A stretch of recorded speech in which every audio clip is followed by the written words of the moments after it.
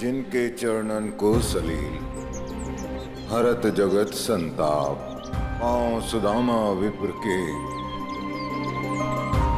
धोवते हरियाप।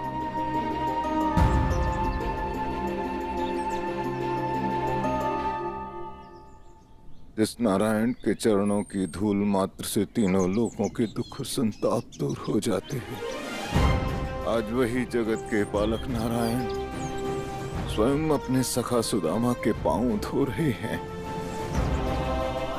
धन्य है सुदामा की भक्ति और धन्य है नारायण का ये भाव।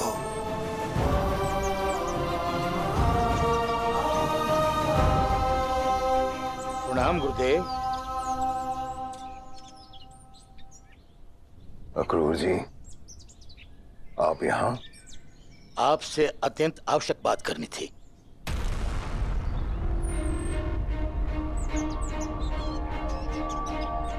कहिए अक्रूर जी, इस प्रकार अनायास आने का क्या कारण है? गुरुदेव, द्वारकाधीश ने एक दरिद्र ब्राह्मण को अपना सिंहासन दे दिया। मेरी समझ में नहीं आ रहा है कि उस दरिद्र ब्राह्मण में ऐसा क्या गुण है जिसके कारण द्वारकाधीश ने उसे अपने सिंहासन पर बिठा दिया। कहीं उस दरिद्र ब्राह्मण का नाम सुदामा तो नहीं है? सुदामा? जी, वो अपना नाम सुदामा ही बताता है। अक्रूर जी, सुदामा केवल निर्धन ब्राह्मण नहीं अपितु द्वारकाधीश के वो सखा हैं जिन्होंने गुरुकुल में स्वयं श्री कृष्ण के श्राप को अपने ऊपर ले लिया था। एक दुखियारी का श्राप है ये। जो भी उन चावलों को खाएगा वो दरिद्र हो जाएगा।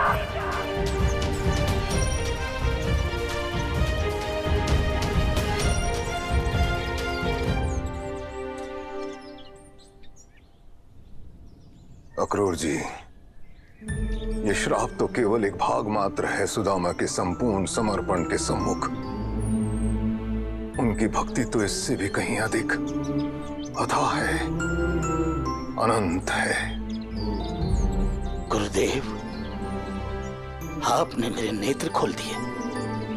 मैं तो सुदामा को राजकीय और सामाजिक दृष्टि से आंक रहा था, किंतु श्री कृष्ण और सुदामा की मित्रता तो आध्यात्मिक है।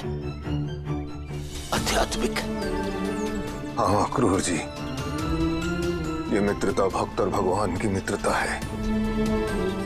अतः जाइए आप भी इस मित्रता का आनंद लीजिए और मुझे भी भक्त और भगवान की इस मित्रता के आनंद में डूब जाने दीजिए।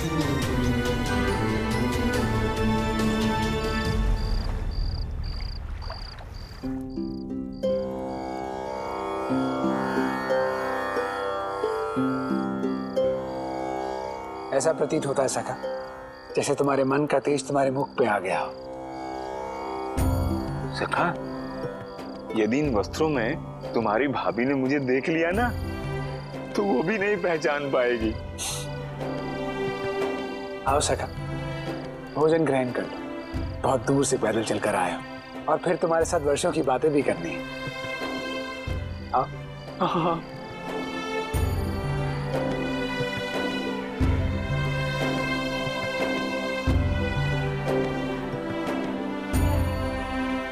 इतने सारे भोजन?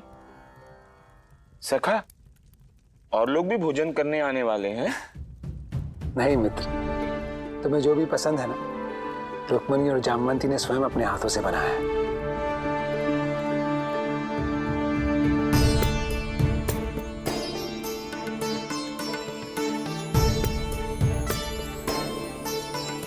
सखा, हाँ? भोजन को अधिक प्रतीक्षा नहीं करवानी चाहिए। हाँ।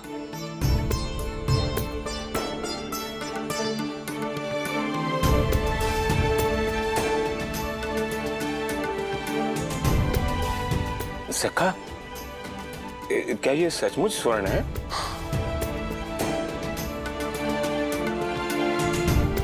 तुम्हारे भाभी को स्वर्ण बहुत प्रिय है।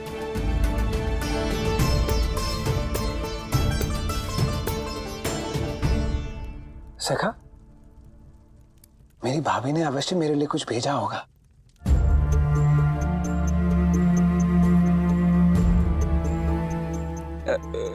सका, तुम्हारी भाभी कह रही थी कि क्या क्या भेजा मेरी भाभी ने?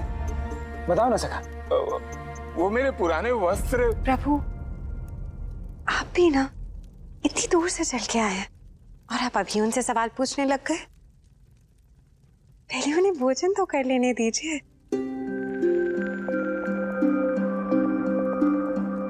ठहरो सखा, तुम पहली बार अपने मित्र के घर आए हो, अपने हाथ से थोड़ा ना खाओगे। मैं स्वयं अपने हाथों से खिलाऊंगा तुम्हें, जैसे हम बचपन में एक दूसरे को खिलाते थे, याद है?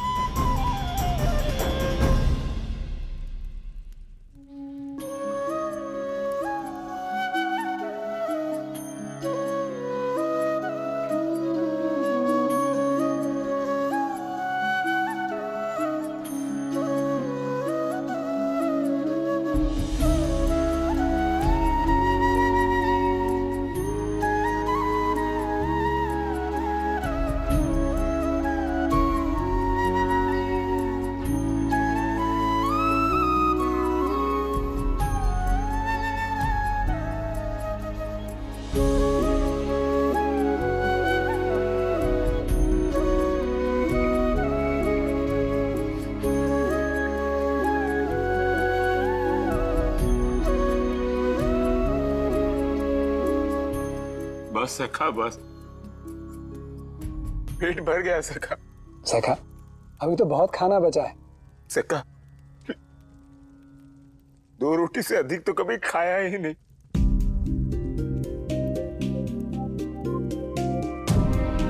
ऐसा स्वादिष्ट भोजन जीवन में कभी नहीं किया सका। पेट भर गया सका। चारपाई मंगवा दो, बैठा नहीं जा रहा। जैसी तुम्हारी इच्छा सखा।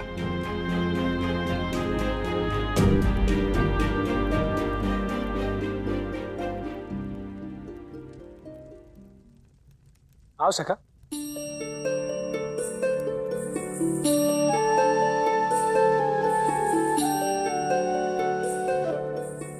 सखा, ये तुम्हारा शयन कक्ष है, जब तक चाहे आराम करो। इतना बड़ा कक्ष, इतने में तो न जाने मेरी कितनी कुटिया आ जाएंगी।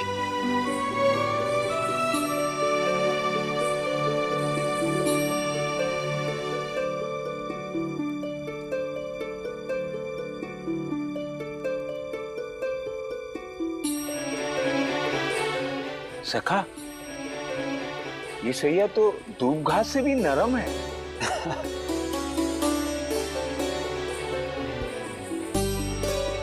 झालना, अब तो अंगोछे से हवा करने की भी आवश्यकता नहीं।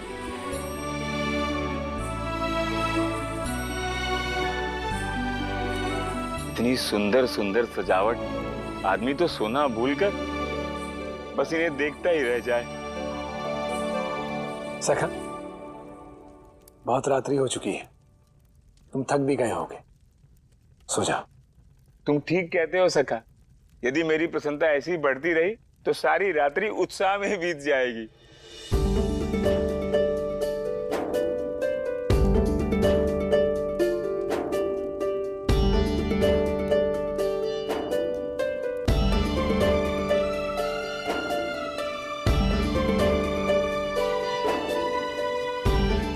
शुभ रात्रि सखा।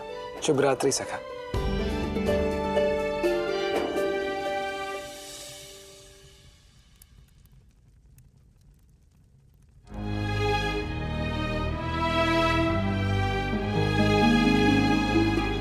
जय श्री कृष्ण।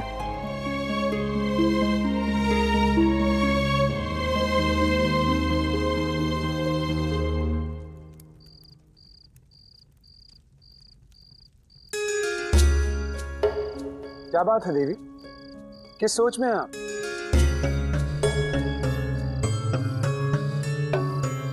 प्रभु सुदामा,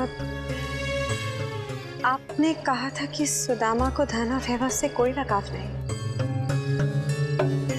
परंतु उनका ये उत्साह, उनकी ये प्रसन्नता देखकर तो ऐसा प्रतीत हो रहा है जैसे उनके मुख पे कुछ और है और मन कुछ और। आपके कहने का क्या अर्थ है दीदी? प्रभु, मुझे ऐसा लगता है कि आपके मित्र केवल यहाँ आपसे मिलने नहीं आए, बल्कि आपसे सुख और समृद्धि का वरदान मांगने भी आए हैं। देवी, मेरा मित्र चकित अवश्य है, किंतु उसके मन में कोई चाह नहीं है। प्रभु, ये बात आप इतने निश्चिंत होकर कैसे कह सकते हैं? क्योंकि मैं अपने सखा को जानता हूँ। वो जितना इस संसार में उतना ही संसार से परे है। वो जितना साधारण दिखता है उतना ही असाधारण है। और मेरे सखा को केवल वही समझ सकता है जो उसके अब तक के जीवन को जानता हो। प्रभु, आपकी बातों से मेरे मन में अत्यंत उत्सुकता हो रही है। मैं भी आपके परम मित्र को आरंभ से जानना चाहती हूँ, वैसे ही जैसे आप उन्हें जानते हैं। तेरी बातें तो बहुत सारी हैं, किंतु इन सब में जो महत्वपूर्ण है मैं वो आपको सुनाता हूँ। ये उस समय की बात है देवी, जब हमारी शिक्षा पूर्ण हो चुकी थी और भिक्षाटन का समय आरंभ हो चुका था।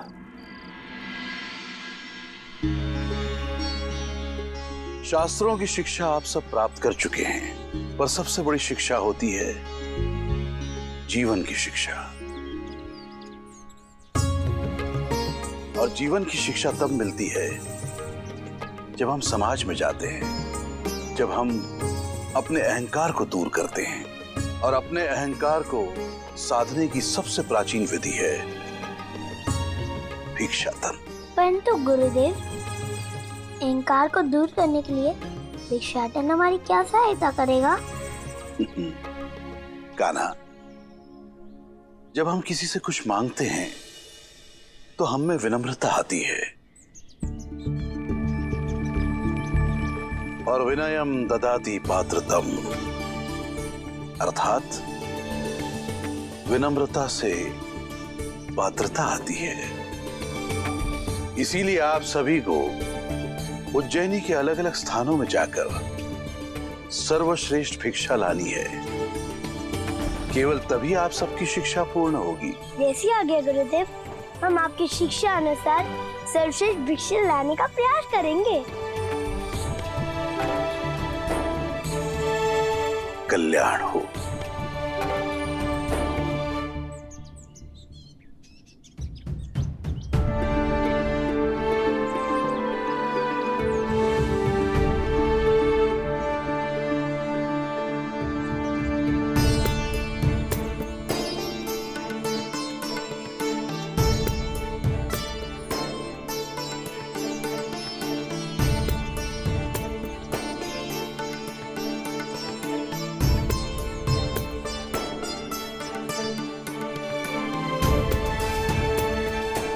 कल्याण हो।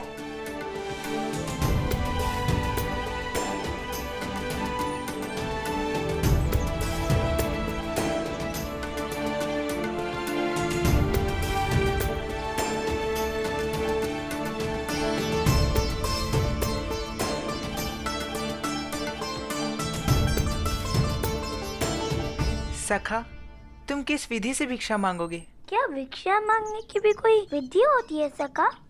मैं तो बस द्वारों पर जाऊंगा और कहूंगा भिक्षाम देहि। सखा, मेरे पास इससे भी एक अच्छी योजना है। कैसी योजना सखा? मैं भजन गाऊंगा और तुम अपनी मधुर बांसुरी बजाना। यदि लोगों को हमारा भजन प्रिय लगा तो वो हमसे प्रसन्न होकर अवश्य भिक्षा देंगे। तुमने सत्य कहा सखा, क्योंकि सर्वश्रेष्ठ भिक्षा तो वही होती है जो प्रेम पूर्वक दी जाए। तो सब भिक्षाटन के लिए तैयार है? हाँ सखा।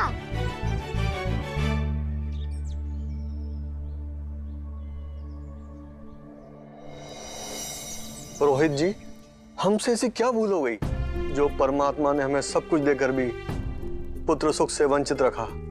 आप जैसे नारायण भक्त के मुख पे दुख शोभा नहीं देता है। आप अपने हृदय को नारायण की भक्ति में लगाइए, इस दुख का निदान वो ही करेंगे।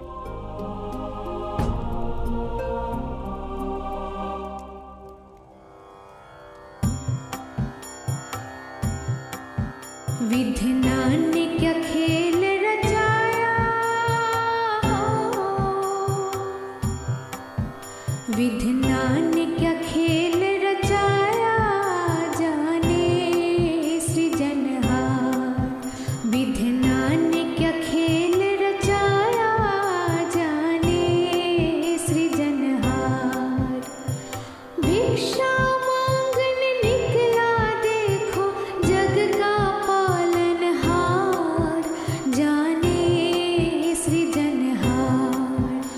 विधना ने क्या खेल रचाया, जाने सृजनहार।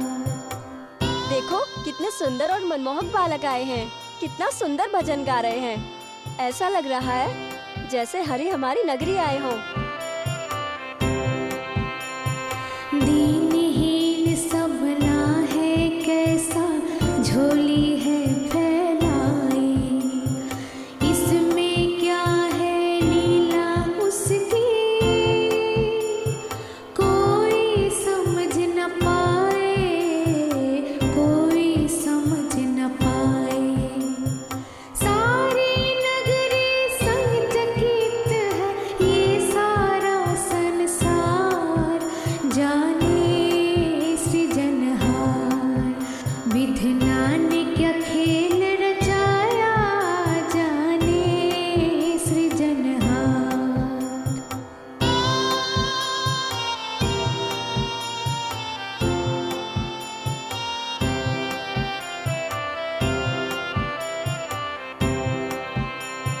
मानव और भगवान में कोई आज रहा ना अंतर, छोटा बड़ा रहा ना कोई, दोनों हुए बराबर, दोनों हुए बराबर। दोनों संग संग मांग रहे हैं खाने को आहार, जाने सृजनहार। विधना ने क्या खेल रचाया, जाने सृजनहार। बहन, इस राज्य का बस एक ही दुख है, हमारे महाराज का कोई उत्तराधिकारी नहीं है। पर इन बालकों को देखकर ऐसा लग रहा है कि इनमें से कोई एक हमारे युवराज बन जाए तो। तुमने तो हमारे मुंह की बात छीन ली बहन। जैसे धर्मात्मा हमारे महाराज, वैसे भक्ति में लीन ये युवराज। ये राज प्रसन्नता से झूम उठेगा। ऐसी मधुर बांसुरी, ऐसा मोहक स्वर, ऐसा भजन तो हमने अपने जीवन में नहीं सुना।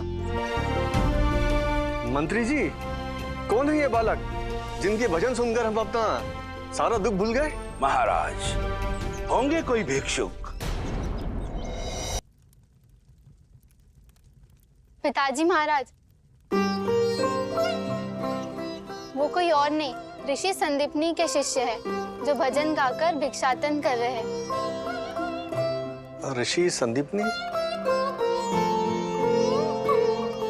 पुत्री, वे जो मांगेंगे हम उन्हें देंगे, पर हम उन अद्भुत बालकों से मिलना चाहते हैं। तुम और मदन जाओ और उन्हें सम्मान सहित हमारे महल में लेकर आओ। जो आज्ञा पिताजी।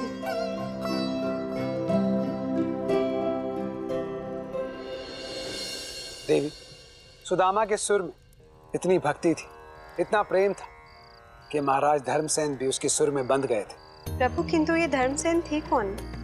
देवी, महाराज धर्मसेन मेरे ही भक्त थे, सदैव मेरी भक्ति में डूबे रहते थे। उनकी एक पुत्री थी, किंतु पुत्र नहीं था, और इस बात का उन्हें बहुत दुख था।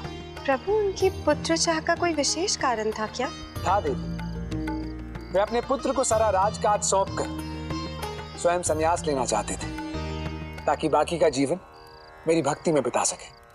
फिर क्या हुआ प्रभु? सुदामा का भजन सुनकर महाराज धर्मसेन ने हमें सम्मान सहित अपने दरबार में बुलाया। आप दोनों को देखकर ऐसा प्रतीत हो रहा है जैसे मेरे समक्ष साक्षात नारायण एवं उनके परम भक्त खड़े हों। महाराज, हम तो साधारण से बालक हैं, जो अपने गुरु की आज्ञा पर भिक्षाटन कर रहे हैं। मैं कान्हा और ये मेरा सखा सुदामा। कान्हा, सुदामा, क्या आप दोनों पुनः एक बार और भजन सुनाने की कृपा करेंगे? महाराज, मुरली मैं बजाता हूँ, भजन तो मेरा सखा सुदामा गाता है। महाराज, ये तो हमारा सौभाग्य है कि हमें नारायण का भजन पुनः गाने का अवसर मिल रहा है।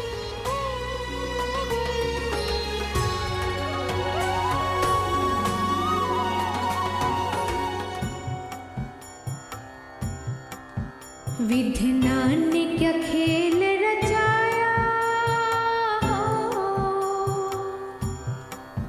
विधना ने क्या खेल रचाया जाने सृजनहार।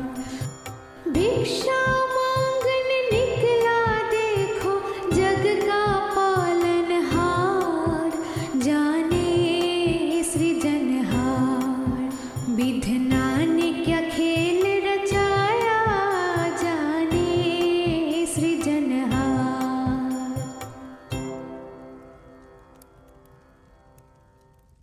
सुदामा, तुम्हारे स्वर की भक्ति तो युगों युगों से तप कर रहे ऋषियों से भी बढ़कर है। हमारा निवेदन है कि आज रात्रि आप दोनों हमारे महल में ही विश्राम करें। किंतु अभी हमें और स्थानों पर भी जाना है भिक्षाटन करने। हम आपको इतनी भिक्षा देंगे कि भिक्षाटन के लिए आपको कहीं और जाने की आवश्यकता नहीं पड़ेगी। क्षमा कीजिएगा महाराज, किंतु हमें केवल एक पात्र भिक्षा चाहिए, उससे अधिक हम कुछ भी नहीं लेंगे।